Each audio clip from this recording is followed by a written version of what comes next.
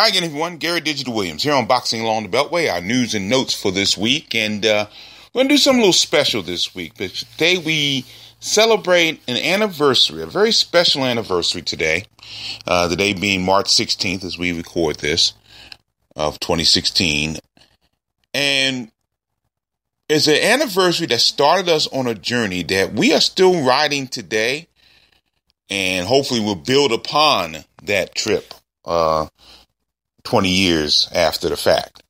But before we get to that, we'll get to that a little bit later on. But just before we get that, just a quick update of what is going to be taking place in the Beltway, and actually one thing that's not going to be taking place in the Beltway. Of course, on Friday, March 18th, Mike Yes Indeed Reed will be in action at the 2300 Arena in Philadelphia, Pennsylvania. His opponent has changed, and his opponent's got a little bit of a local flavor to it. His name is Samuel Amawoko, and he is out of Accra, Ghana, but according to his BoxRec bio, he lives in Silver Spring, Maryland. And I've never seen him fight, so I don't know if he's just a recent transplant to the area, but he is going to be taking on Mike Yes Indeed Reed at 2300 Arena. Now, you can watch that whole card on Go Fight Live TV. It'll probably cost around $15 to order it, but you can watch the entire card on Go Fight Live TV from the 2300 Arena in Philadelphia, Pennsylvania on Friday, March 18th. Saturday, March 19th is the second semifinal of the Washington Golden Gloves. Some great bouts scheduled to come your way on that particular card. Last week was an outstanding card at the Washington Golden Gloves. Some great matchups there. Saw some kids I really liked. One young man really touched a lot of it. I spent the entire evening alongside the Hall of Famer Mark Too Sharp Johnson, and that's one person I'll be talking about a little bit later on. But he and I sat and watched the events, and just hearing his insight, just fantastic. And it was one young man, he actually lost the bout, but it was his very first bout, and he showed some skills, even in defeat. He faced I forget who he faced, tell you the truth. The guy who won, but the guy, for his first fight, his name is Sang Kim. He's unattached. He's not with a gym at the moment. He's got some trainers, and he was very good. Just even in defeat. He had to work on defense. Before his first bout, everybody seemed very impressed with him. Jimmy Lang was also there. I had a chance to talk with him, and he was one of the guys who encouraged Kim to keep training. So it'll be interesting to see how that happens. Could be a good story there. But 19th will be the last semifinal, and then we move to Rosecroft Raceway in Fort Washington, Maryland on Saturday, April the 2nd. And we'll have complete live coverage of that event from the Washington Golden Gloves. And, of course, on April 1st is the Adrian Bronner, Ashley Theophane card. And next week we'll give you some more information on that card. We know Gervonta Davis has an opponent. Kareem Martin has an opponent. You can read the information on the blog, Boxing Along the Beltway. And we'll give that information to you on verbally next week. It's a recap. We'll try preview, I should say. Trying to wait for more information on the card. Still looking for bouts for Damon Nicholson, Shingas Khan Tazabai, and also Patrick Harris is looking for a bout as well. So we'll tell you more about that next week. Also, I'd like to remind you there's going to be an amateur card at Rosecroft Raceway on Friday, March 25th. And that is a PVA All-Star card. It should be interesting there as well. A lot of the kids from the juniors, because the juniors will be wrapping up pretty much this week. The junior competition will be wrapping up at the Golden Gloves this week. So a lot of those young men and women will be going to this PVA show on March 25th. As you said, April 1st, Adrian Bronner, Ashley Theophane of DC Armory. April 9th will be the Jetta Promotions card at the ABC Sports Complex in Springfield, Virginia. We'll bring you live coverage of that card as well. And one card that will not be taking place will be the Saturday, March 26th card. New promoter Fighters First Promotions was scheduled to have a card there featuring Brandon Quarles, but that card has been postponed, and probably a good move too, because so much going on right now between the March 5th card at the DC Arm with Tony Thompson, Luis Ortiz. Of course, the Golden Gloves going throughout the week. And of course, that's right before April 1st at the DC Armory. So a lot of things going on there. So a lot of other cards going on there, but probably a good idea to just kind of table that one for another month or so and come back a little bit later on. So that'd be pretty good. So a good move there. So that is basically the brief schedule. Not a whole lot going on throughout the week. No major events come up that came up this past week. So we're in good shape right now. And don't forget, we'll be at the Washington Golden Gloves semifinals on Saturday, March 19th. Now, our main story today. It involves an anniversary. And this particular date, this anniversary, started us on a journey that, again, the remnants of the journey and the memories of this journey resonate even to this very day in the Beltway. 20 years ago tonight, in Las Vegas, Nevada, the first of the four guys I like to call the Four Kings won his first world title. Now, before I tell you who the Four Kings are, some of you already should know this, but for those who don't, before I do that, let me go back a couple years prior. When I was doing my boxing show, Boxing Spotlight, my television show, that was at a time where we had a lot of great prospects, very similar to what's going on now in this area. That's why it resonates even to this day. In 1993, 1994, we had a lot of guys who were getting ready to make that move to the higher echelon of boxing. We had guys like Daryl Coley. We had Reggie Green coming up. We had guys like Curtis Peoples, and in Baltimore you had Ed Griffin and Courtney Butler, who were solid prospects. And in Baltimore, they had a world champion. In 1994, that was when Vincent Petway won the IBF Junior Middleweight Championship in Las Vegas against Gianfranco Rossi. The second of the two bouts, the first bout they had, ended up being a double disqualification, for lack of a better term. But in 94, Petway won the IBF Junior Middleweight Championship. He made his one defense against Simon Brown at the Beltway Brawl. That was back in April of 1995. We did an anniversary on that one last year. But that was great for the area. And we had, as I said, about 10 Beltway boxers on that card, including one who would be involved in this anniversary. But that really kind of set the standard for everybody else to follow. And it wouldn't be much longer after April of 1995 that those prospects were going to blossom into contenders and eventually into champions. And the first to do that was Keith Holmes, who did it on this date, March 16th of 1996, 20 years ago today. And he did it on a card that featured a who's who of talent on that card. Keith Holmes won this bout, won his championship, a 9th round TKO over Quincy Taylor on the undercard of Mike Tyson taking on Frank Bruno at the MGM Grand Hotel in Las Vegas. And I will not forget this night. It was a very interesting night for me. My longtime broadcast partner, the Fight Dr. Jerome Spears, had a tradition back in those days of having his fight parties over in the Baltimore area. And he would come into the house and he would sign your predictions on what you wanted to see happen during that particular card. And that particular card was a who's who. There were no less than 4 Hall of Famers on this card. Mike Tyson, of course, Michael Carbajal. He defended his title against Melco Cobb Castro. Ricardo Finito Lopez, one of my all-time favorite fighters, defended his title against Ayla Villamor.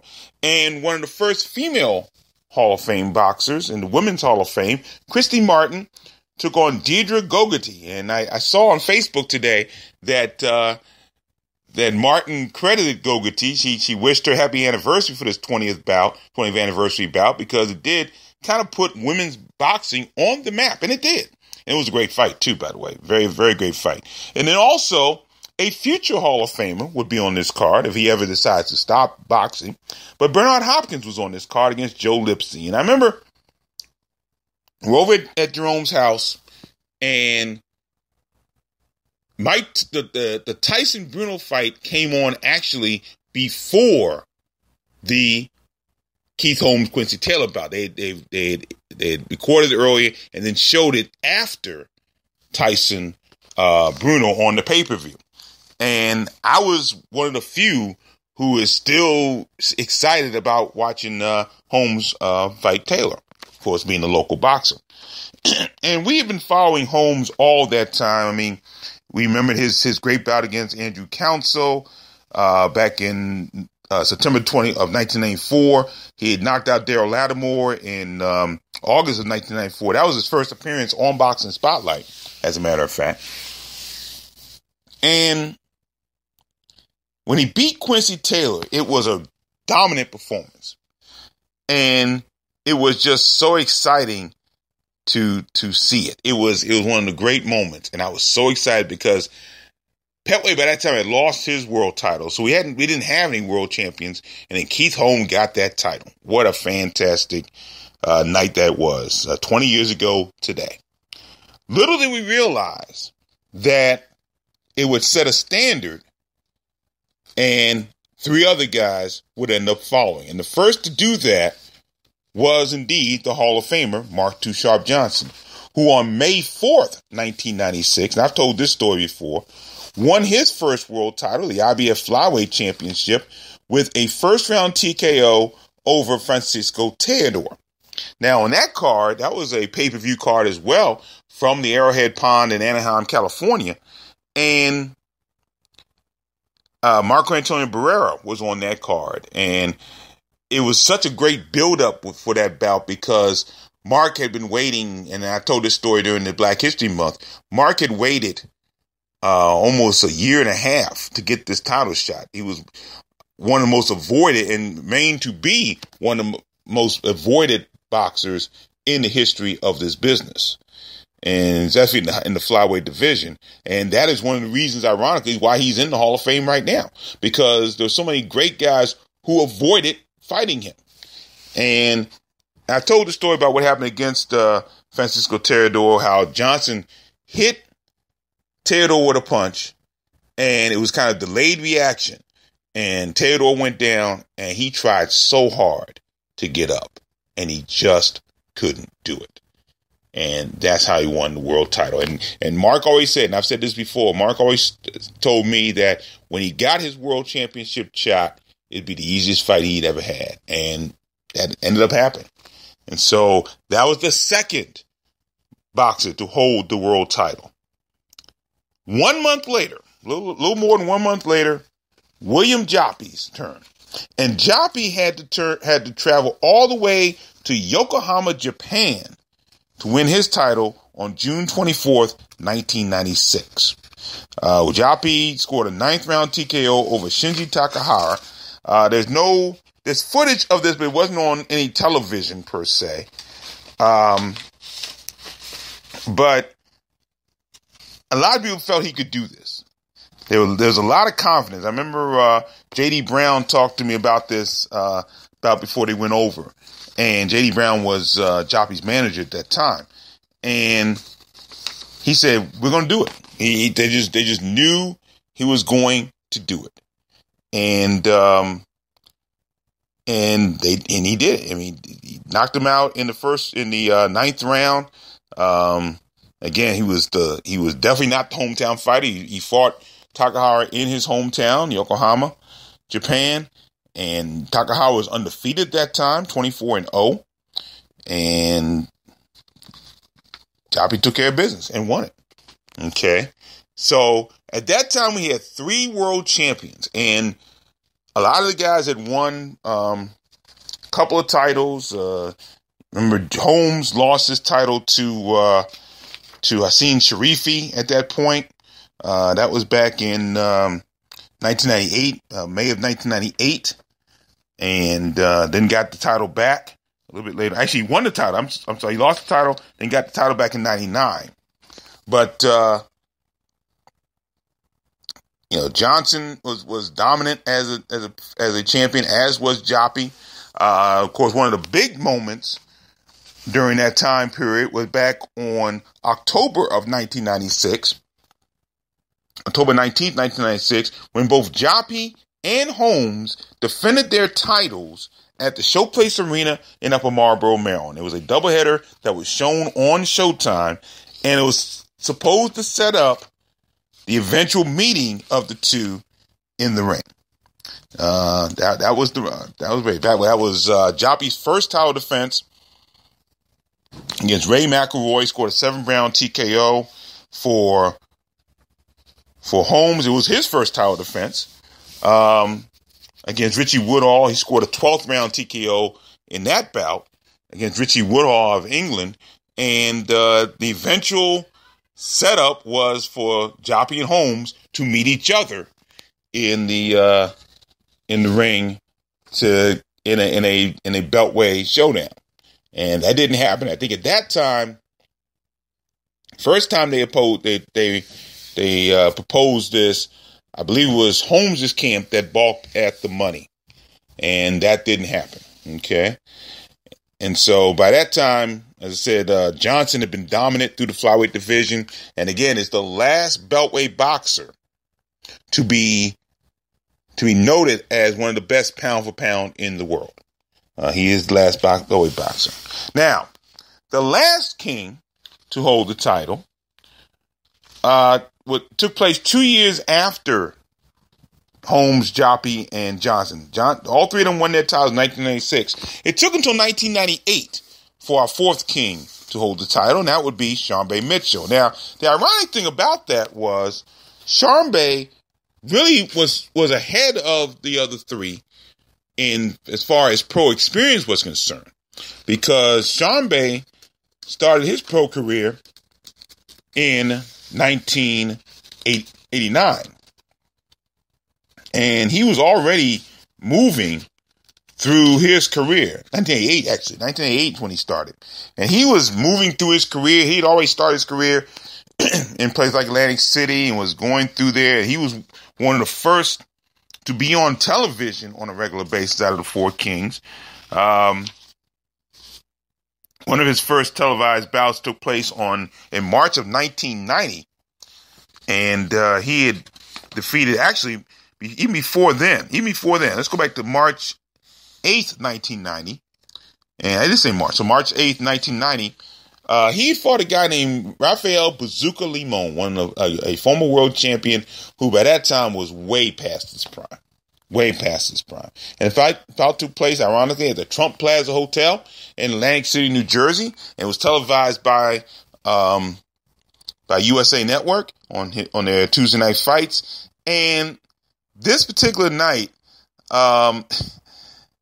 Limon, again, was so far past his prime, there was no way he can keep up with the type of boxer that Sharmba was. And at one point during the bout, he pulled Sharmba's trunks down. Okay. And that was kind of funny there, and Limon ended up losing by unanimous decision. Well, instead of being embarrassed by it, Sharmba in his next bout back in April of 1990, he was on TV again on USA against a guy named Billy Young at the Blue Horizon in Philadelphia, and he came into the ring wearing suspenders.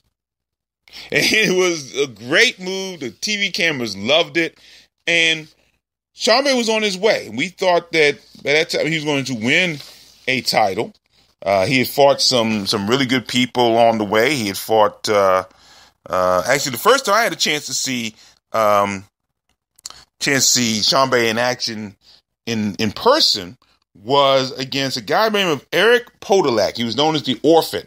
Eric the Orphan Podolak. It was at a card at the Old Washington Convention Center. That was also on USA. In fact, it was the night Lewis Curtis fought on that card against a guy named Pedro Feliciano. One of the first TV bouts, national TV bouts I ever had a chance to cover, other than Simon Brown fighting Tyrone Trice, and which actually came a year later. So this was one of my first. And it was a great night. Sean Bay stopped Podolak in the 5th round. It was a really good card all the way around.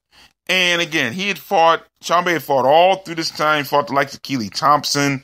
He fought Kenny Bazemore, was a local fighter as well. But then Sean Bay hit a stumbling block in back-to-back bouts in 1994. In March 18, 1994, they both at the MGM Grand in Las Vegas, by the way. And Levander Johnson, who was a great fighter, God rest his soul, he was a great fighter, and he knocked out Sean Bay in the 8th round. Okay? 3 months later, Sean Bay is back at the MGM Grand, takes on Stevie Johnston, who went on to win a world title. And Johnston knocked him out in the 9th round of their bout. So after being undefeated and looking great and starting his career relatively quickly in his career, he hit that stumbling block, Sean Bay did. And there were some questions. I remember the questions. And we would ask the questions on Boxing Spotlight. He answered them in a very professional manner. And then he went to work.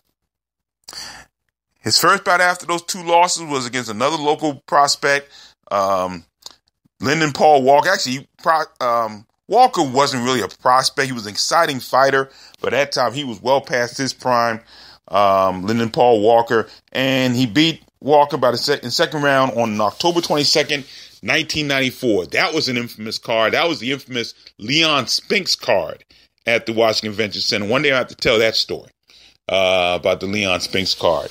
I've written about it, but I've never talked about it. So that's something we got to talk about maybe in October of this year. So that started things for Sean Bay, and Sean Bay ended up winning his next 11 bouts over a 4-year period, from October 1994 to February of 1998. So while Keith Holmes, Mark Johnson, and William Joppy were all winning their titles, Sean Bay was still moving. And other guys were moving too. Daryl Coley had won some regional titles. Reggie Green had won regional titles. But Sean Bay was just plugging away until finally he got his world title fight on October 10th, 1998 in Bercy, France against Khalid Raliou. And that was about on Showtime. And Sean Bay pretty much dominated and took the title from Raliou in his home country and won a 12-round unanimous decision. By that time, Joppy was still world champion. I think he lost it one time, and that was to Julio Cesar Green, but he got it back from him. Holmes had lost the title to Sharifi, Hassan Sharifi by that time, but I think and prior to that he was still champion. And Mark was still plugging away as champion. Of course, by that time, April of 98, he had knocked out Arthur Johnson at the DC Armory, one of the great moments of my Beltway boxing career. But finally, it all came down, and after Raliou lost to Mitchell, and Mitchell had a title, by the time 1999 rolled around, we had the Triple Jeopardy card at the Verizon Center. It was MCI Center back then, but it was Verizon Center now. Joppy was still champion, but he had been in a car accident. So he ended up not giving up his title. He ended up winning the title for the second time against Julio Cesar Green, but there was some tough moments there when Joppy came out of round one gym and he was his car was hit, and it was touch and go whether or not he would continue his career, but he ended up doing that. But he missed the Triple Jeopardy card because of that. But Holmes won his title back from Hassan Sharifi on that card. Mark Johnson won his second world title, the super flyweight championship against Ratanachai Vorpin. And in the main event bout, Sean Mitchell won a decision over local fighter Reggie Showtime Green on that card. And then a few months later, they had a card at the Verizon Center that featured Joppy in his third bout against Julio Cesar Green. He won that. Also, Keith Holmes defended his title against Andrew Council on that card as well. So by the time the 90s finished up, we had 4 world champions at the same time in the Beltway region. And they would go on to some great things. Joppy would win a total of 3 world titles. Keith would win 2. Sean Bay would win 2. And Johnson would win 3 on his way to the International Boxing Hall of Fame. And it started on this date in 1996. And I have so many memories of that whole ride. One of the big memories for me actually took place in 2001. And that was the start of the Middleweight Championship Series. Now, I don't know if y'all remember this. Don King had put together something called the Middleweight Championship Series. And it featured the IBF Middleweight Champion, Bernard Hopkins, the WBA Middleweight Champion, William Joppy, the WBC Middleweight Champion, Keith Holmes, and the guy who would want to be middleweight champion. He was a former welterweight champion for a long time, and I believe won the Dream Middleweight Champion, but he was definitely one of the best in the game, and definitely one of the best of all time, and that was, of course, Felix Trinidad. And what I'll never forget about that, actually, I had a chance to cover a lot of that in person, which was a thrill for me. The first part of the thrill was the press conference that Don King put together at Howard University's Crampton Auditorium. And seeing Joppy, Holmes, and Hopkins on that stage. Trinidad couldn't make that press conference, unfortunately. But to see 2 guys from the DC area, from the Beltway area, alongside truly one of the greatest in the game, that's Bernard Hopkins, and even then he was great. And Bernard had a love for this area as well, because the Beltway area is where he won his very first title. He won his very first title at the Beltway Brawl against Segundo Mercado on the co-feature of Vincent Petway, Simon Brown. So he's always had a love for this area. But to see 2 guys in Keith Holmes and William Joppy, who I saw almost from the very beginning as far as their pro careers were concerned, to see them at the level where they were among the greats of the game, and they themselves were 2 of the greats of the game at that time, especially in the middleweight division, I was so thrilled. I really was. I was thrilled beyond belief, and I had to tell them both how proud I was of them, and, let them know, they knew that I had been there, almost at the beginning for both of them. But to see them at that level, and that's where I really thought we could reach all sorts of heights. And as the younger guys got going and they moved on and we saw the amateurs coming through, even to this day, that still resonates with me. And with the crop of boxers we have now, we're getting close to that level again. And that's the great thing. Okay. So that was a great moment. Watching, as I've said before, Mark Johnson winning the title on pay-per-view, and also the big win he had over Arthur Johnson in front of an ESPN audience. That was a great moment. I've talked about that before. For Sean Bay, it was just his consistency on television, and watching him defeat Reggie Green in what was a great bout. I mean, again, another situation where we shined in this area. That Triple Jeopardy card was one of the greatest cards we ever had in this area. And to see Sean Bay and Reggie go at it. And again, it's one of those situations where you can have these backyard brawls, but it's got to mean something. And, Sean Bay played it as sort of a favor to give Green a title shot. These guys had known each other for years, but it was just phenomenal to see that happen. It was a good crowd out there at the Verizon Center that year. And that showed us how far we can go. And those are 4 very special boxers. Now, we can debate whether or not we'll get to that point again. When you've got guys like Dominic Wade getting ready to fight Triple G on April 23rd, the landscape's different. Of course, the landscape is different. I'd like to think we have better boxers today than we did then.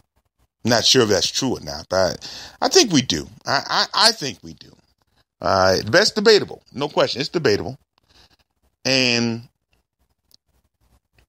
when you look at Hopkins at the level where he was during the middleweight championship series, and I didn't finish that, but I actually had a chance to go to Madison Square Garden not once but twice for 2 bouts in the middleweight championship series. Now, I missed when Keith Holmes lost to Bernard Hopkins, and quite frankly, I'm glad I did, because it was definitely not one of Keith Holmes' better performances. I mean, that's just solid fact. It was not one of his better performances. I was in Madison Square Garden the night William Joppy fought Felix Trinidad. And I remember 2 things about that. 3 things, actually.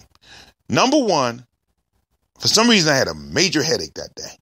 And my brother-in-law and I took the train from this area to go up there. We gotten credentials. No, not take back. We gotten tickets. We gotten tickets that night.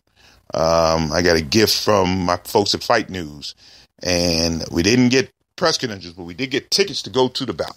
And actually, I'm kind of glad we sat among the fans that night, because the other thing I remember about that night, other than the fact that Joppy fought his heart out, and I remember that situation where it looked like his trainer at the time, Rock Sims, had one idea. Joppy had another idea how to fight Trinidad. Sims wanted to box him, and Joppy, since he thought that he was the bigger guy because he was a natural middleweight, thought he could overpower him. And neither idea worked. Neither idea worked that night. But what I also remember was the crowd, which was being in New York City at Madison Square Garden, was 95% pro Trinidad. But I do remember a lot, and Charles and I, since we were in the crowd, we were kind of cheering for Joppy that night, my brother-in-law and I. But the one thing I remember after the fight was over, is how much prop, for lack of a better term, the Trinidad fans gave Joppy that night. They were really proud of Joppy for fighting the manner that he did. And I've never forgotten it. I thought it was so cool. I mean, they were like, man, your man Joppy, he fought, man. He was a really great fighter. He definitely tried. Trinidad, but Joppy really tried. And that's what the fans around us were saying. And that was really nice. I mean, I felt really proud of Joppy after that one.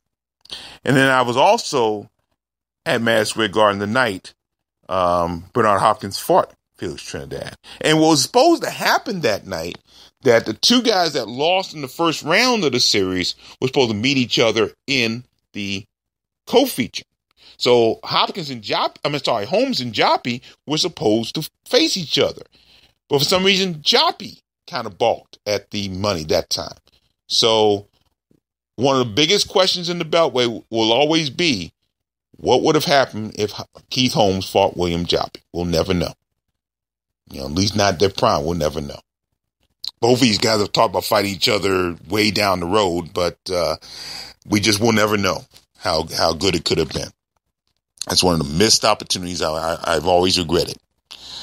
But being there for Hopkins Trinidad, and I tell people, Bernard Hopkins put one of the single greatest performances in a boxing ring that I've ever seen live. And he gained my eternal respect. I've always loved Bernard Hopkins as a boxer, and he's a nice guy to boot, too. But that night against Felix Trinidad was one of the great performances that I have ever seen in this business. The night he beat Felix Trinidad. Tremendous performance. And I did get press credentials for that. And it was one of the great moments I've ever spent watching boxing. It really is. And what the Four Kings did led to guys like, of course, I seen Rockman winning the world championship, DeMarcus Corley winning a world championship. And by the time Boxing Along the Beltway came along, we had Eric Aiken winning titles, now all the way up to Gary Russell Jr. winning his, and hopefully beyond that.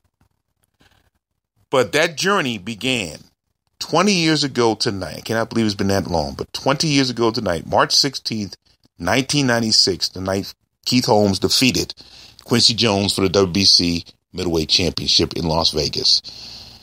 And I don't think the four of them as a whole have gotten the credit they deserve. We tend to forget, and I'll end it with this. We tend to forget just how great these guys are and how great their careers were. You know, Mark Johnson made a public appearance as a celebrity bartender at an event this week. And on the flyer, it said 3-time world champion. And I said to myself, that's great, but why doesn't this flyer say International Boxing Hall of Famer and 3-time world champion? Because that's who he is. That's who he is. And we cannot forget that. We cannot forget that. We cannot forget that William Joppy was a 3-time world champion. I know he doesn't count the interim title he won against Howard Eastman as a championship, so he sometimes says 2, but I say 3. That's what he was. Keith Holmes was a 2-time world champion. Sean B. Mitchell was a 2-time world champion. If you look at their win-loss records, their combined win-loss records were from 1993 to 2011. That's their, actually, when you look at that time frame, actually from 1988 to 2011, excuse me. Their combined career totals, 182 wins, 23 losses, 2 draws, 113 KOs, and 10 world titles between those 4 guys. That is amazing. And the majority of their losses, in fact, I think just about all of their losses in their prime were against quality boxers, some even Hall of Famers. And you look what the standard they set during that time frame. It's remarkable. It's absolutely remarkable. And I'm so happy to have lived and covered those guys at the apex of their careers. I'm very blessed by that.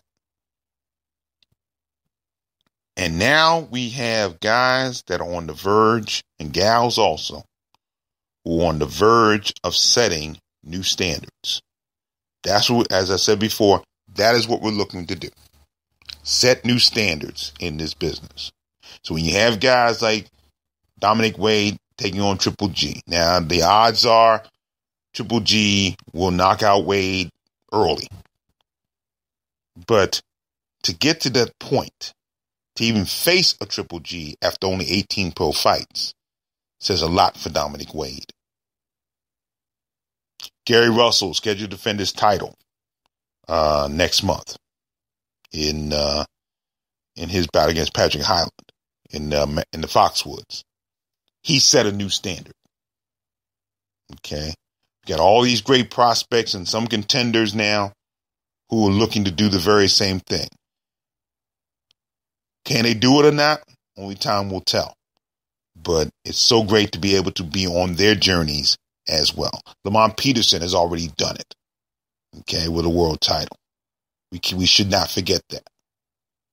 He's been there. So this is what's happening. But it all began 20 years ago tonight in Las Vegas, Nevada, when Keith Holmes won his WBC world title.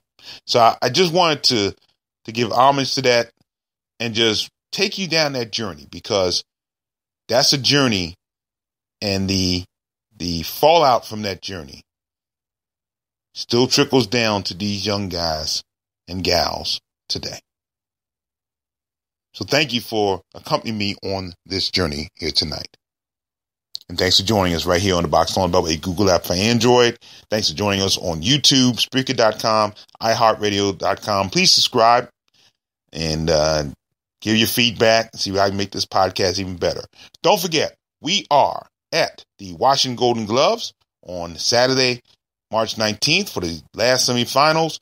Don't forget, Mike Yes Indeed Reed fights on Friday night at the 2300 Arena in Philadelphia, Pennsylvania. You can watch that bout live on GoFightLive.tv. And don't forget also, Saturday, April 2nd, at the Washington Golden Gloves Finals. We'll have live coverage of that right here on the Boxing on Beltway Google app for Android. We'll be blogging live from the Ashley Theophane Adrian Bronner card at the DC Armory on Friday night, April 1st. That is a card that will be televised live by Spike TV. I believe Gervonta Davis will be one of the co-featured bouts on the broadcast that night. So you get a chance to see him, the young man from Baltimore. So lots still going on. We'll get back into the news portion of our podcast next week. Until then, I'm Gary Digital Williams. Thanks for joining us, everybody. And always remember to keep supporting the best boxing in the world, the boxing along the Beltway. Take care.